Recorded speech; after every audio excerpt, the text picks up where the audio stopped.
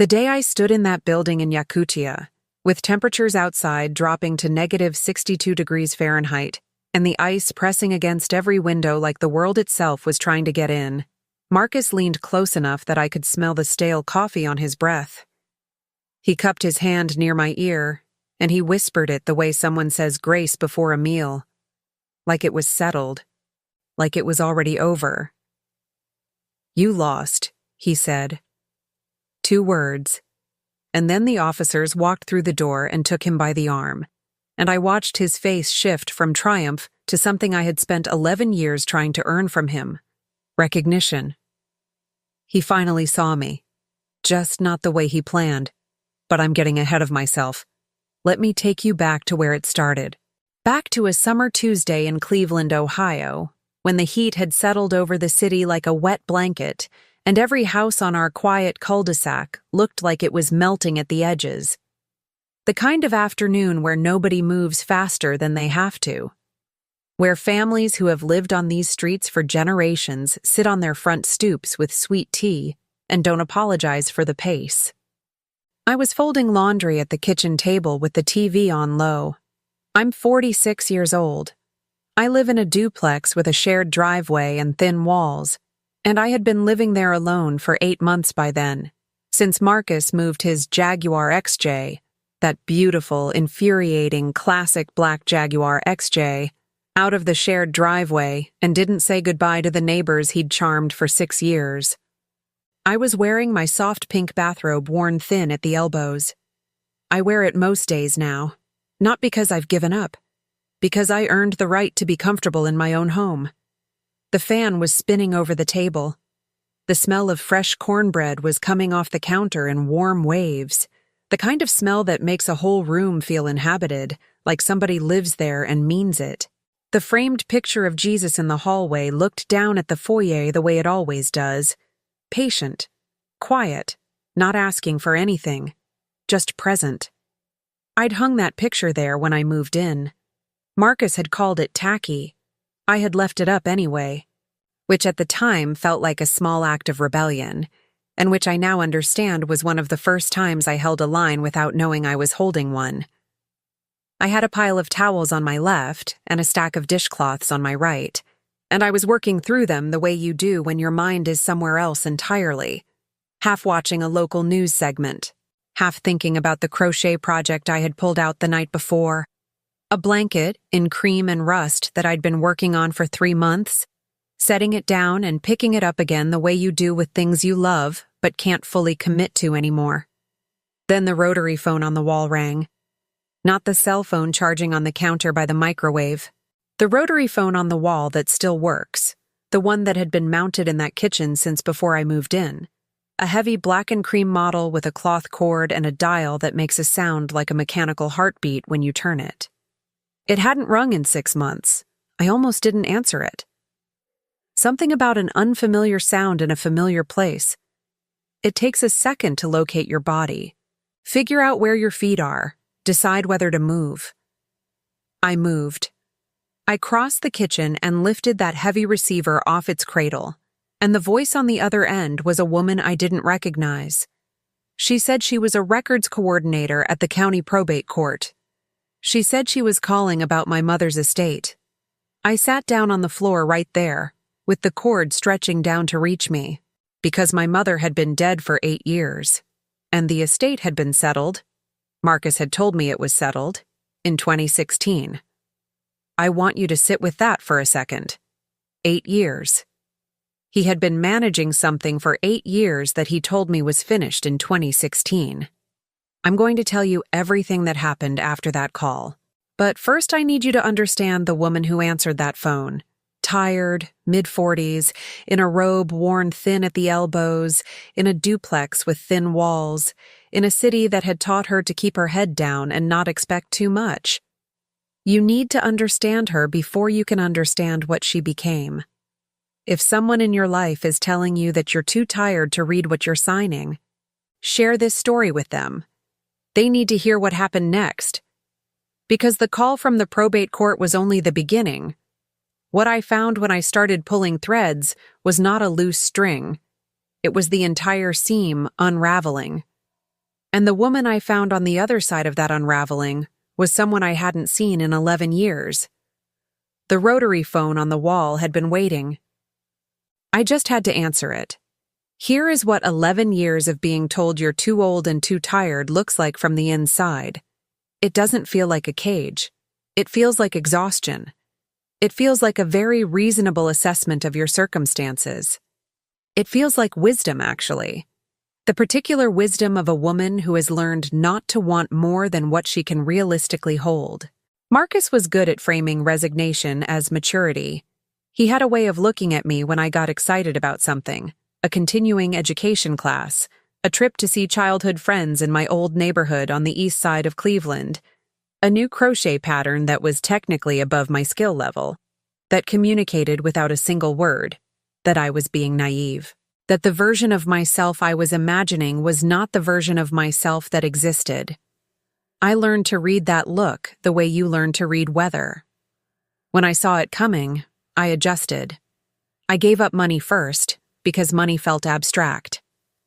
My mother's $78 dollars had arrived as a wire transfer after the estate cleared, or so I was told. Marcus showed me a confirmation screen on his laptop. I didn't ask for a printed statement. Why would I? He was my husband. He was a licensed financial advisor. He used words like fiduciary and allocation and tax-advantaged transfer with such casual confidence that asking for clarification felt like admitting ignorance. So I didn't ask. I believed him the way you believe the pilot when he says there's turbulence ahead, not because you've checked the instruments yourself, but because you're already in the air. And what choice do you have? The hobby I used to love was crocheting. Still is, technically, but back then it was something I did with intention. I had a whole corner of the living room dedicated to it. Baskets of yarn sorted by weight and color, a lamp angled just right, the radio on low tune to a station out of East Cleveland that played gospel on Sunday mornings and R&B the rest of the week. I used to make things for people. Blankets, baby hats, dishcloths I'd give to the neighbors on the cul-de-sac as thank yous or hellos or no reason at alls. There was a version of me who left things on doorsteps and didn't need anything back for it. Marcus didn't like the corner. He said it made the living room look like a storage unit. I moved the baskets into the bedroom closet. I crocheted in the bedroom with the door closed after that. Sitting on the edge of the bed, which is not the same thing. It is not even close to the same thing. I want to ask you something directly, and I hope you'll be honest with yourself when you hear it. Have you ever moved your joy into a closet because someone else found it inconvenient? Because I'm not talking about compromise. Compromise is mutual. What Marcus was doing was rearrangement. He was rearranging my life the way you rearrange furniture in a room that isn't yours, confident that the person who lives there will simply adapt. My faith is not something I shout about. The framed picture of Jesus in the hallway had been my mother's. When she died, it was one of 3 things I asked for from her house. The other 2 were her cast iron skillet and a small cedar chest she kept at the foot of her bed. The picture had hung in her hallway in her house in the old neighborhood on the east side, where I'd grown up watching her fry cornbread on Sunday mornings and talk to God like he was standing right there in the kitchen with her. She cooked by feel. Never measured anything. Fresh cornbread cooling on the counter was the smell of being safe. Marcus did not take my faith. Some things even he couldn't touch. But I noticed, in those middle years, that I stopped looking at that picture the way my mother had looked at it, like it was a conversation. I started walking past it, head down, just trying to get through the hallway. The first seeds of the betrayal were planted the way all slow disasters begin, with paperwork I didn't read. A form in 2019 that redirected my pension contributions into a joint account. A signature in 2020 on a document Marcus described as a refinancing adjustment for the duplex. A beneficiary update on my savings account that I was told was routine. I signed everything. I always signed.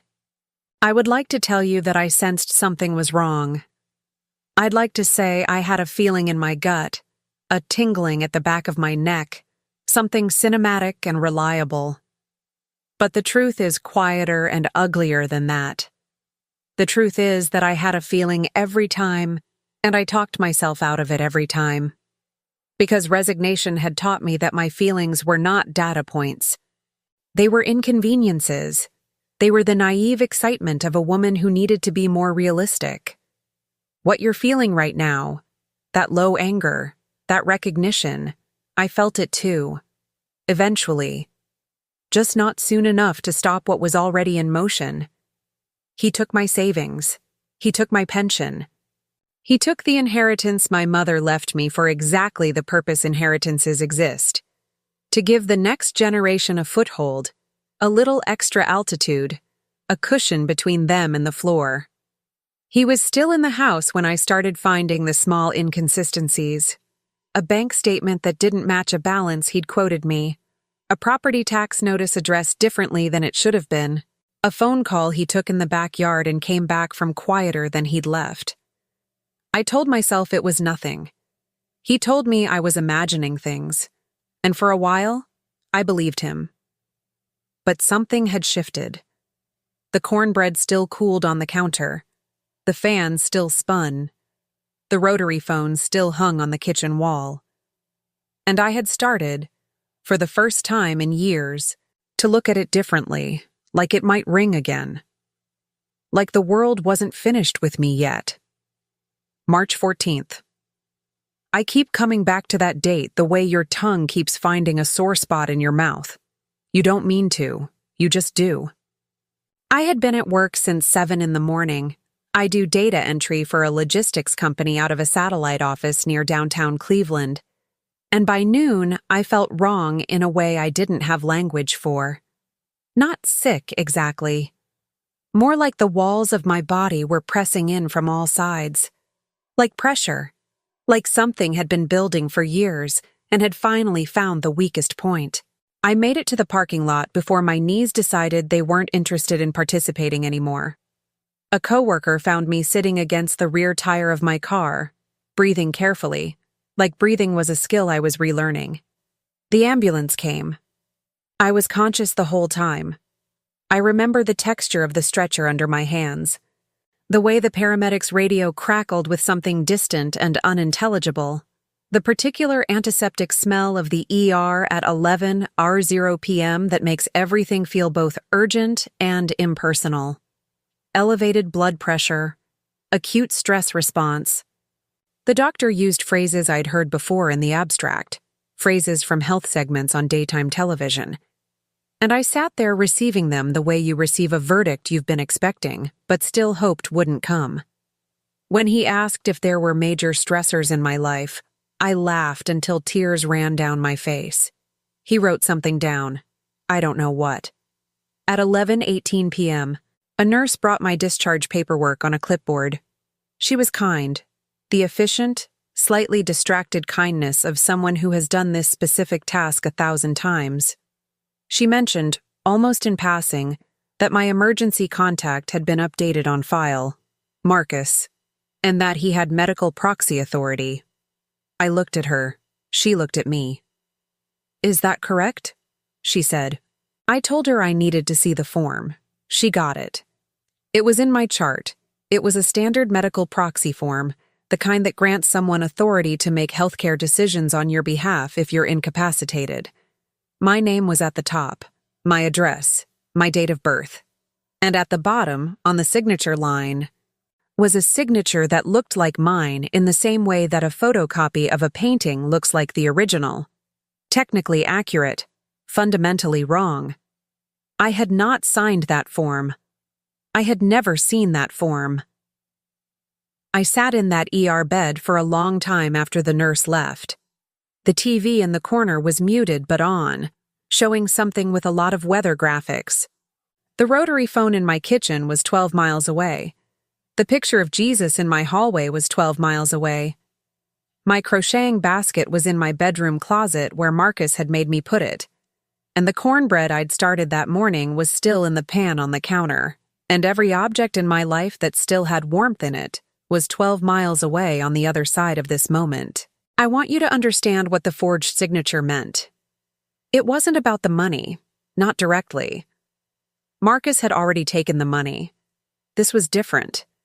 This was his name on the authority over my body. This meant that if I had lost consciousness in that parking lot and been taken somewhere critical, he would have been the one making decisions about my care, my treatment, my life, and I hadn't agreed to that. He had made that choice for me in secret.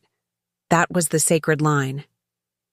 I had swallowed a lot in 11 years. I had signed forms and moved my joy into closets and watched my mother's inheritance disappear into instruments I didn't understand. I had accepted all of that because resignation had told me it was the cost of staying, and staying had felt like the only option available to a woman like me. But this, I could not forgive. I went home. I put on my soft pink bathrobe and I sat down in the kitchen in the dark, and I looked at the rotary phone on the wall. It didn't ring this time. I didn't need it to. I picked up my cell phone instead and I started writing down everything I needed to request. Bank records, property filings, the estate disbursement from my mother's case, the pension redirect forms. Every document Marcus had ever handed me with a pen and the quiet confidence that I wouldn't look too closely. The rotary phone on the wall had been the first crack in the wall, but the forged signature was the moment I stopped looking at the crack and started looking at the wall itself. 17 discrepancies, 4 years, across bank accounts, property filings, inheritance documents, and a pension redirect that should never have happened without dual authorization. I laid them across the kitchen table, the same table where I folded laundry, where the cornbread cooled, where the fan spun all summer. And I looked at what 11 years of trusting someone had produced. The key object, that old rotary phone, had once been the only thing in my kitchen that felt permanent. Something that had survived every decade, every transition, every quiet afternoon when nothing changed, and I told myself that was fine. Now it sat on the wall while I documented the theft of my life, and it had become something different. A witness. A thing that had rung at exactly the moment it needed to. That had brought me the call that broke the surface. Now it made my chest ache. Because every time I looked at it, I remembered the woman who almost didn't answer. The woman who thought she had no energy for anything requiring more than reaching across a table. I had energy. I had just been storing it up for 11 years. Let me tell you about the woman I found when I stopped grieving and started looking. She keeps receipts, not metaphorically, literally in a manila folder she bought at a dollar store on Euclid Avenue, which she labeled in ballpoint pen with the words, "Mine." She requests her own medical records. She calls the county probate court back, not to be polite, but to get answers. She drives to the county legal aid office on a Thursday morning and sits in a plastic chair for 2 hours until a real estate attorney can see her. And when he does, she puts the folder on his desk and watches his expression change as he reads. That woman is me. She was always me. She had just been folded up and stored in a closet for about a decade, like my crocheting baskets. The real estate attorney's name was Paul, and he was maybe 35, with reading glasses on a cord around his neck, and the deliberate calmness of someone who has seen a great deal of human damage professionally and has learned not to let it show on his face. He went through my documents twice. He put them down. He took his glasses off the cord. He said, "These are serious." "I know," I said. "Do you have copies saved somewhere other than this folder?" "I do now," I said. He looked at me for a moment. "Who else knows you're doing this?" "Nobody," I said. And that was the truth. I was my own ally, my own detective, my own advocate. There was nobody in my kitchen on those nights when I sat at the table with the fan spinning overhead and worked through document after document with a highlighter I'd found in the junk drawer. Nobody called to check on me. Nobody knew what I had found, or how deep it went, or what it had cost me to find it. My friends from the old neighborhood, the women I'd grown up with, who were still over there on the east side, who still called sometimes and asked when I was coming back, didn't know yet. I hadn't told them because I hadn't yet figured out what to tell them. But there is a specific kind of power in becoming your own advocate. It doesn't feel powerful at first. It feels lonely and slow and slightly terrifying, the way a winter road in Cleveland feels before the city sends the salt trucks. You're moving forward, but nothing about the surface under you is certain. What you discover, though, is that the loneliness sharpens you. Without anyone to soften the findings, you see them clearly. Without anyone to tell you maybe he didn't mean it, or maybe it's a misunderstanding, you read what the documents actually say. The pension redirect form from October 2021 had been signed with a power of attorney I had apparently granted Marcus in 2019. I had no memory of signing a power of attorney. The signature on the POA looked like mine. It wasn't mine. I knew this the way you know your own name, not because I could prove it in that moment, but because my body knew. My hands knew. That is not the way I sign my name. 2 forgeries, the medical proxy and the power of attorney.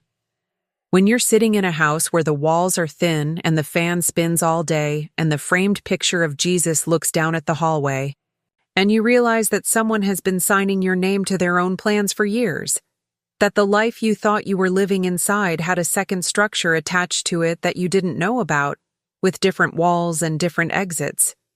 You go through a particular kind of cold that has nothing to do with temperature. I sat with that cold for about 45 minutes. Then I got up, went to the counter, cut myself a piece of the cornbread that was 2 days old by then, and therefore perfect, and I went back to the table. Because here is what I understood, sitting there in that kitchen in Cleveland with my documents and my cornbread and my highlighter. Marcus had spent 11 years betting that I would never look. He had structured the whole architecture of the theft on the foundational assumption that I believed what he told me, that I was too tired, too old, too powerless to read what I was signing. He was wrong. He had been wrong the whole time. He just didn't know it yet. And that asymmetry, that gap between what he believed and what was actually true, was about to become the most important financial instrument in this entire story. I made copies of everything. Redundant copies. A folder at Paul's office. A folder in a bank lockbox I opened at a branch Marcus had never visited. A digital scan uploaded to a cloud account Marcus didn't know existed. Then I waited. Watching. Saying nothing. The man who whispered "you lost" in Yakutia had not yet even begun to understand what he'd already lost. There is a specific skill required to live normally inside a lie you're secretly dismantling.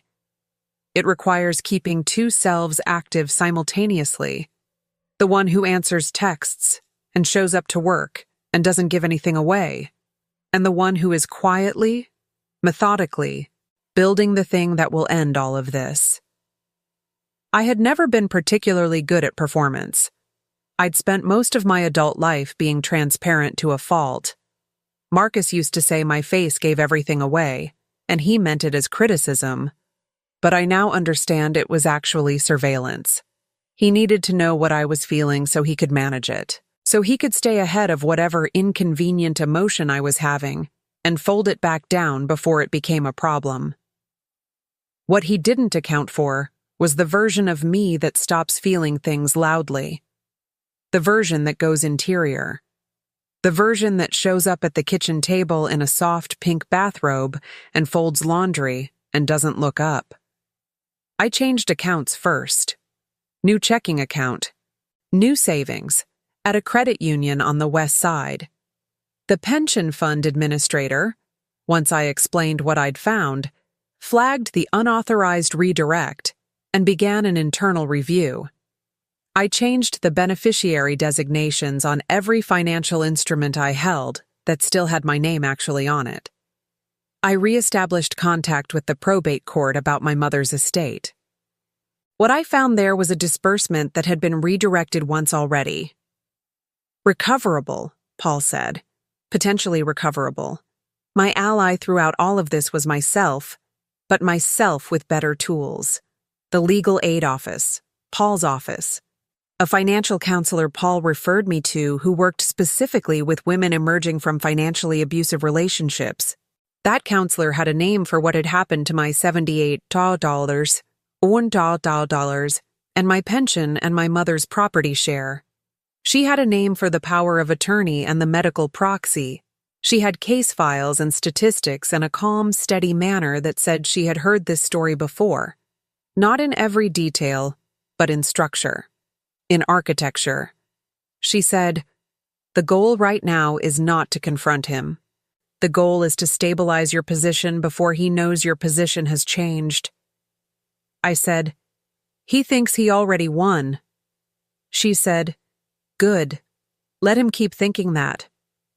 The liberation symbol came on a Thursday in October. A man Marcus had sent, a friend of his, someone I'd met once at a barbecue, called my cell phone and said, in what he clearly believed was a reasonable and grown man tone, that Marcus wanted to discuss a cooperative arrangement regarding the duplex going forward. He had suggestions. He had proposals. He had terms, apparently, for what he was willing to offer me. I sat with the phone against my ear, and I listened to all of it. And when he finished, I said, "No." Just that. One syllable. There was a pause. He said, "I think if you heard Marcus out, you'd find—" "No," I said again. And I meant it. I meant it in a way I had not meant a word in 11 years. I meant it in my chest and my hands and the soles of my feet.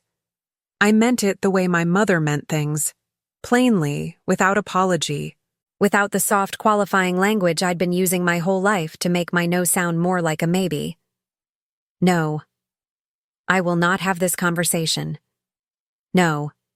These terms are not terms. No. I am not the woman who signs without reading anymore, and I will not be managed from a distance by a proxy you've sent to soften me up before the ask.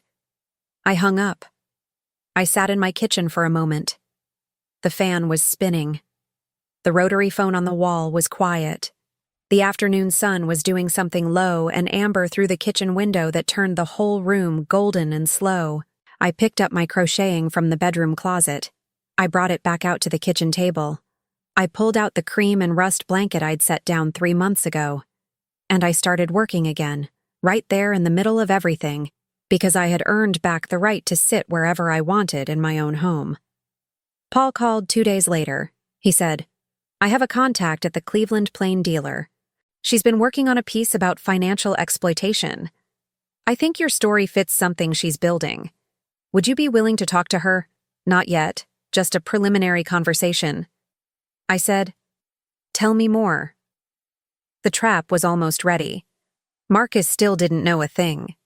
There is something almost meditative about the final stages of preparation. When you have done the emotional work, when you have sat in your kitchen and grieved the money and the time and the woman you were before the closet, what's left is practical, logistical. And there is a strange calm in logistics. Paul had been building the legal case with the care of someone who understood that the first filing would set the tone for everything that followed. The civil suit regarding the inheritance manipulation was ready. The criminal fraud complaint, regarding the forged power of attorney and the medical proxy, had been submitted to the county prosecutor's office and was under active review. The pension fund administrator had completed their internal audit. The results were not ambiguous. I had spoken with the journalist, whose name was Diane, twice by phone before agreeing to a sit-down. She was in her late 40s, sharp, the kind of person who takes notes in shorthand and asks follow-up questions before you've finished your first answer.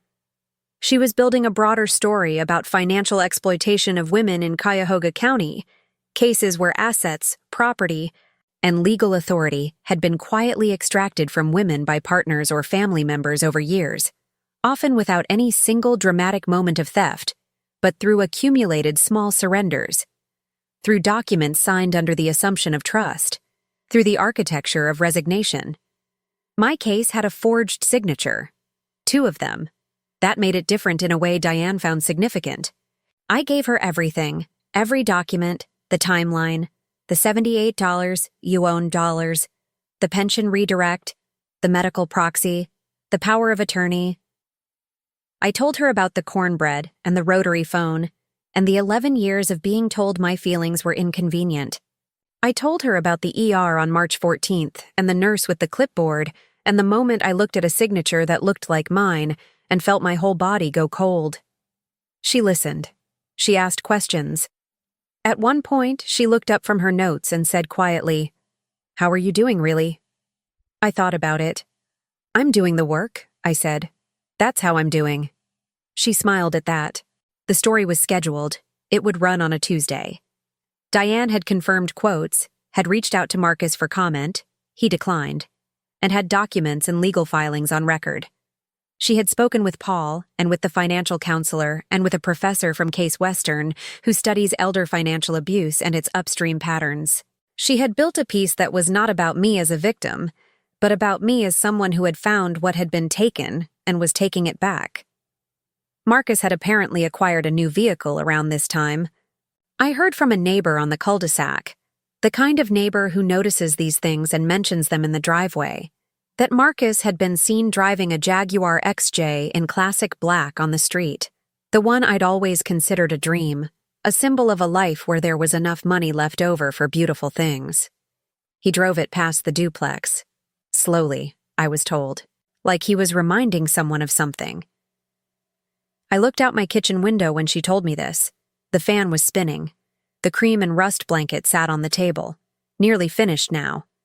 I'd been crocheting every evening, the radio on, the lamp angled right again, the baskets back in their corner of the kitchen where they belonged. Let him have the car, I thought. Cars are not wealth. Cars are an announcement.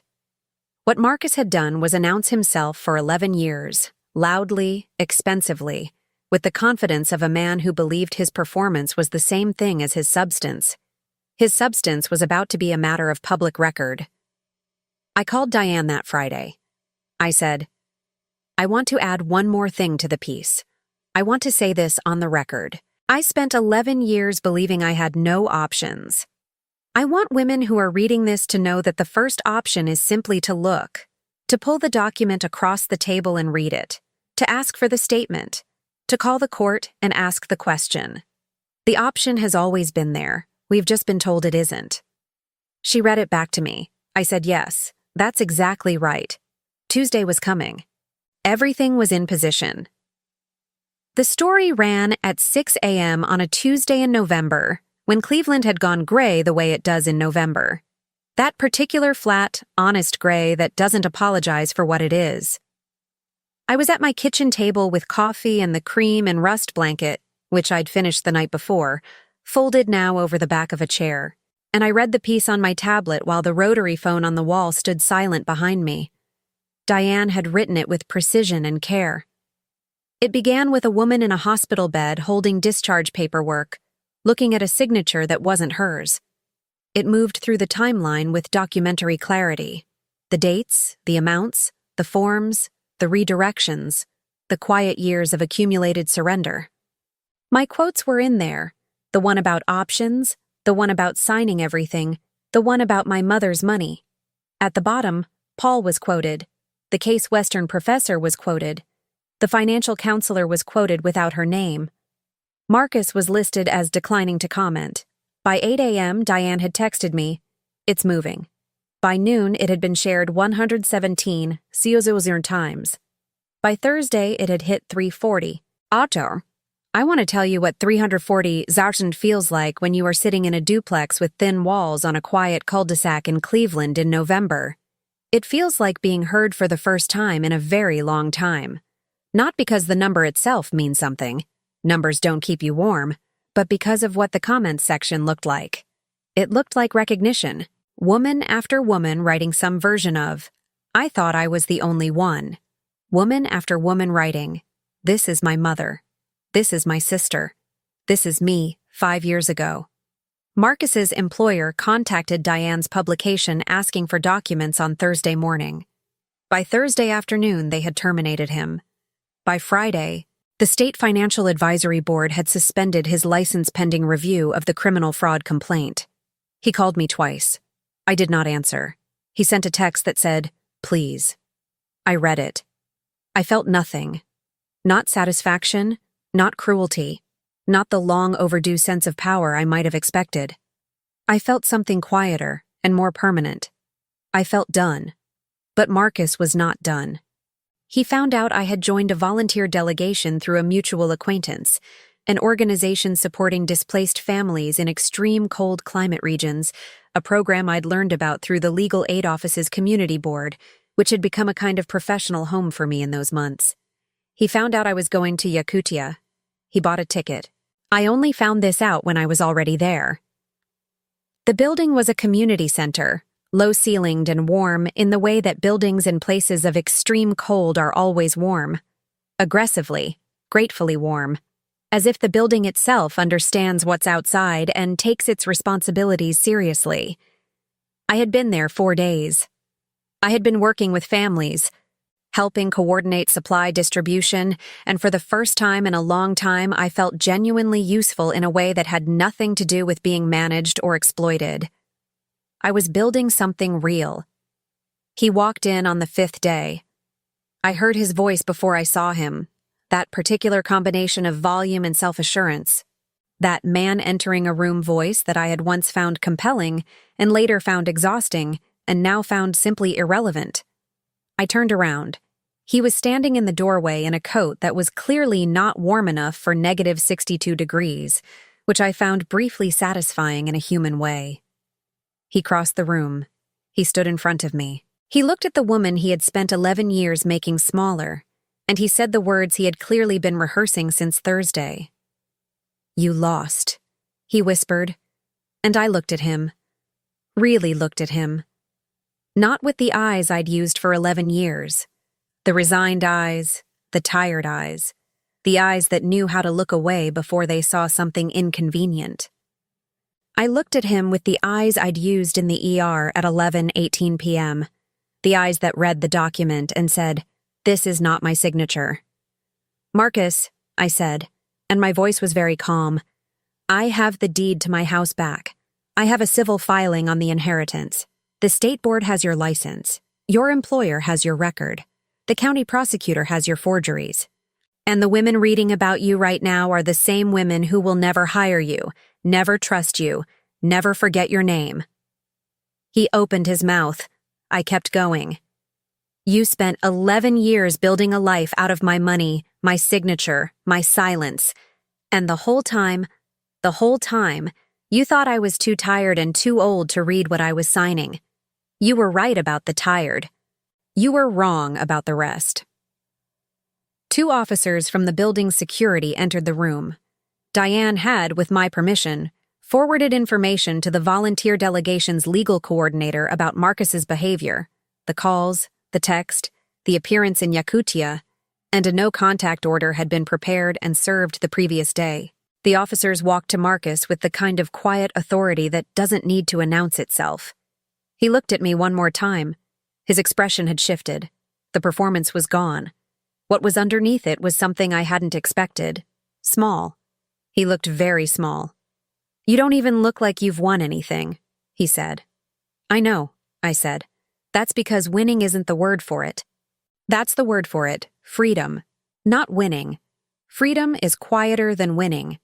Freedom doesn't need an audience.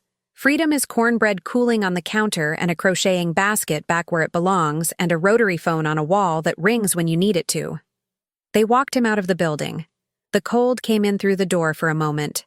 That Yakutia cold, absolute, clarifying, the coldest inhabited air on Earth. And then the door closed, and the building went warm again. I came home to Cleveland in December, when the city had gone fully into its winter gray. Not the soft gray of November, but the hard, fixed gray of December, the kind that sits down in the streets and doesn't plan to move until April. The neighborhood I came home to was not the duplex. The duplex deed was restored to my name by court order on December 9th.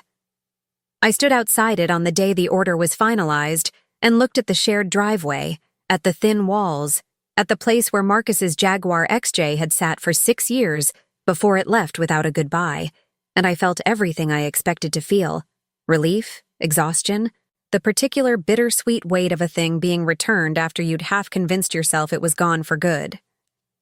And then I drove east. My old neighborhood is on the east side of Cleveland, where I grew up, where my mother's house was, where there are still women who knew me before Marcus, women who had been there at the beginning when I was someone who left crocheted dishcloths on doorsteps and didn't need anything back for it. I hadn't been there in years, not because he'd forbidden it. He hadn't, technically. He'd just made it clear in the way he made everything clear that it was a lot of effort for a lot of nostalgia, and that the version of myself who needed that neighborhood was not the current model. I parked on a street I knew by feel and walked to a house I had visited 100 times as a child. A woman I've been friends with since we were 7 years old opened the door before I knocked. She said, "I saw the article." Then she held the door open and pointed at the kitchen. There was cornbread on the counter. I stood in her kitchen and I cried for about 6 minutes in a way that was not performance and not grief exactly, but more like pressure being released. The way a building that has been holding something up for too long finally shifts when the load is redistributed. She stood next to me and didn't say anything helpful, which is what you do when you know someone well enough to know they don't need helpful right now. The justice came in waves, the way consequences always do when they're real rather than cinematic. The civil litigation regarding my mother's estate and the inheritance disbursement resulted in a judgment in my favor. The amount recovered, including penalties and the redirected pension contributions, exceeded the original $78. The criminal fraud investigation regarding the forged power of attorney and medical proxy resulted in charges. Marcus pled to reduced counts to avoid trial and was sentenced to 2 years of probation and mandatory financial restitution. His financial advisory license was permanently revoked. His professional network, built over 20 years in Cleveland, had been restructured around his absence. He did not beg. I want to be honest about that because I think some part of me expected that he would, and I want to tell you that it doesn't matter. Whether someone begs or doesn't beg, whether they understand what they did or claim forever that they were misunderstood, your peace is not dependent on their remorse. I learned this sitting at my kitchen table with 17 highlighted discrepancies and a dead-end phone number for the man who'd made them. Your peace is yours to build. It doesn't require their cooperation. The key object, that rotary phone on the wall, moved with me when I transitioned my permanent address to the east side of Cleveland. I hung it in the kitchen of the apartment I found 3 blocks from where I grew up. It sits on the wall now, next to a window that gets morning light, next to a framed picture of Jesus that had been my mother's, next to a counter where I make cornbread on Sunday mornings the way she did, by feel, without measuring, talking to God like he's standing right there. The rotary phone is not a witness anymore. It's not a reminder. It has become what it was always supposed to be, just a phone on a wall. A thing that might ring, a reason to cross the room. I found my purpose through the volunteer delegation, which became not a one-time trip, but a recurring commitment. I chair a resource coordination committee now for the organization's Midwest chapter. I work with women who are navigating financial recovery, some of them much older than me, some of them much younger, all of them at the beginning of the process of learning to read what they're signing. Paul calls occasionally with updates on associated cases, the kind of pattern recognition that comes after you've documented one case thoroughly and other cases start to find you. I have become, without quite planning it, a woman who knows how to read documents and ask questions and sit in plastic chairs in county offices until someone answers them. My ally was myself, is still myself, but the self I have now has more people standing near her. My friend on the east side, the women I've met through the volunteer work, Paul, the financial counselor, Diane, who still checks in. It turns out that choosing yourself doesn't mean choosing yourself alone. It means building from the inside out rather than from the outside in. The cream and rust blanket I'd been crocheting all year. I finished it the night before Yakutia. I gave it to my friend on the east side. She has it on her couch now. I'm working on a new one, different colors, a more ambitious pattern, the kind of thing I'd have called too advanced for me 6 months ago. I look at the Jaguar XJ sometimes, in dealership windows. On the road, it is still a beautiful car. Someday, maybe. For now, I drive a 7-year-old Civic that is paid off, registered in my name only, insured in my name only, and parked in a driveway that belongs to a building where the lease has only my signature on it. My signature. The one I wrote myself. The one that looks exactly like me. It is summer again in Cleveland, Ohio. The heat has come back the way it always does. That slow, flat Midwestern heat that settles in during July and makes the air feel thick with something not quite visible. On the east side, where I live now, the heat smells different than it did on the cul-de-sac. It smells like cut grass and someone's grill 2 yards over, and the particular warm concrete smell of a sidewalk that has been baking since morning. My kitchen window is open. The fan spins. On the counter, cornbread is cooling. 1 full year. That is what has passed between the afternoon I lifted the receiver of the rotary phone on the wall and today, when I sit at a kitchen table that is entirely, legally, unambiguously mine, in a neighborhood that knows my name before I arrive, in a life I am building one deliberate day at a time. I want to take a moment to tell you what that year did and did not look like. It did not look like a movie. There was no single moment when everything resolved, no scene where Marcus collapsed and confessed, and the light came through the window at a perfect angle. Real justice is administrative. It comes in emails from Paul and court filing notices and phone calls from the pension fund administrator. It comes in the form of a document from the probate court and a check that arrives in an envelope that looks exactly like every other piece of mail. Real justice is unglamorous and paperwork heavy and often slower than your patience can comfortably accommodate. But it is real. It happened. What also happened, and this is the part I want to spend time on, is that I stopped waiting for his punishment to be the thing that made me whole. That is the part nobody prepares you for. You spend so long focused on the confrontation, on the moment of accountability, that you don't realize your actual healing has been happening in parallel the whole time. While I was preparing documents and meeting with Paul and giving Diane 2 hours of my life and flying to Yakutia to do work that mattered, I was also becoming someone else. Someone who says no and means it. Someone who reads before she signs. Someone who drives east when she needs to come home. His losses are real. The license, the career, the reputation, the financial restitution. They are the consequences of choices he made over 4 years with full knowledge that they were wrong. I do not feel sorry for those losses. I also no longer need to think about them. They are his. I have my own business to attend to. There is something I need to say now, and I want to say it carefully, because it is the reason I am telling this story at all.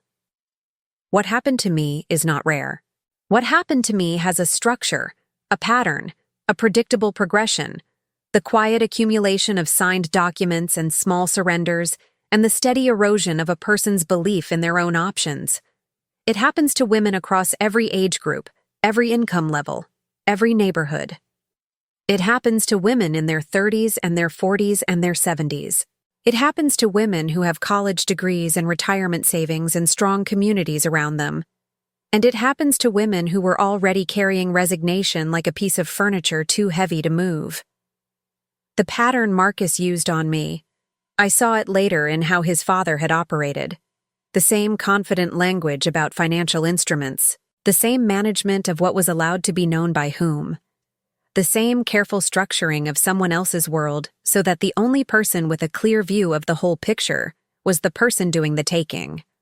What we normalize in our relationships, our children watch.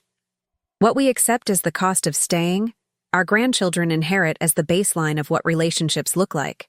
Intergenerational trauma is not just about the dramatic injuries. It is about the small, daily lessons. The lesson of a woman who moved her crocheting basket into a closet and didn't ask why. The lesson of a woman who signed a form without reading it because the man handing it to her had spent years making her feel that reading it would be an insult to his expertise.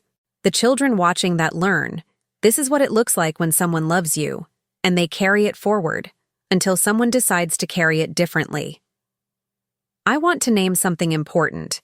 Global studies estimate that 142 million seniors suffer abuse worldwide, and that number represents only the cases that are identified, reported, and counted. It does not count the women in their 40s like me who are systematically disempowered before they reach the age where society starts paying attention to exploitation.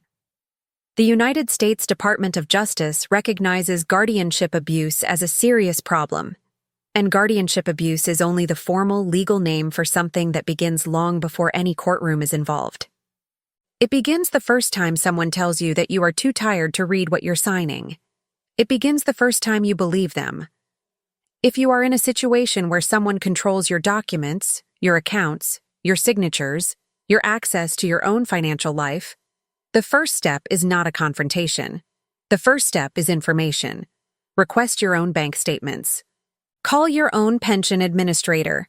Ask to see the deed on the house you live in. You do not need to announce that you are looking. You just need to look. The rotary phone on my wall is not ringing today. It doesn't need to.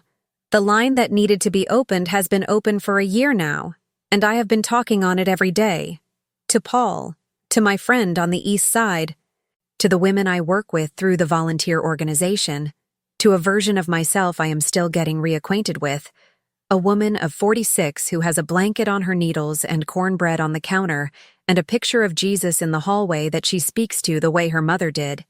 Plainly, without apology, like he's standing right there in the kitchen. I have one question for you before I go. Where are you listening to this from? Tell me in the comments. I want to know if this story found its way to someone who needed it today. And if you were in my situation, if you found yourself at a kitchen table one summer afternoon in a robe worn thin at the elbows, lifting a receiver to a call you almost didn't answer, what would you have done? If this story said something that your body recognized, that landed somewhere specific and true, like this, share it with someone who is still in the closet with their joy, still signing without reading, still waiting for someone to tell them they have options. And subscribe, because this channel exists for stories exactly like this one. The ones where the woman in the soft pink bathrobe turns out to have been the most powerful person in the room the entire time. She just needed to answer the phone.